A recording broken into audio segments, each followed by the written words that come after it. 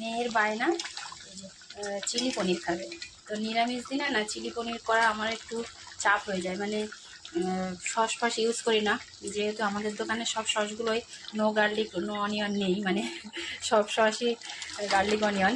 তো সস সেই জন্য দিতে পারি না, টমেটো পেস্ট করে নিতে হয়। আর এদিকে টমেটো আর ক্যাপসিকাম দিয়ে একটু করেছি, যেহেতু পেঁয়াজও দিতে পারবো না। আর এই কর্নফ্লাওয়ার দিয়ে পনিরগুলো ভেজে রেখেছি, এই যে দিয়ে দিয়েছি। আর একটু কাজু পোস্তও দিয়েছি, যেহেতু অন্য কিছু তো সস টস দিতে পারবো না সেই জন্য। আর এদিকে একটু কর্নফ্লাওয়ার গুলে রেখে দিয়েছি, তো সেটাই দিয়ে দেবো। দিয়ে এইভাবেই চিলি পনিরটা করে নিয়েছি নিরামিষ দিনে, আজকে বৃহস্পতিবার বলে। মানে ছেলে মেয়ে বললে ছেলে মেয়ে নয়, কেউ কিছু আমার বললে খাওয়ার কথা, তো মনে হয় কখন সেটা করে দেবো। তো যাই হোক, আর এদিকে রাইস তো হয়ে গেছে।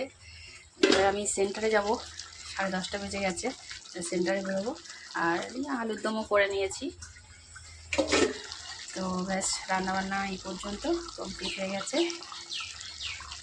চিলি পনিরটা কিন্তু দেখতে ভালোই হয়েছে, খারাপ হয়নি, তবে সস ছাড়া। যাই হোক,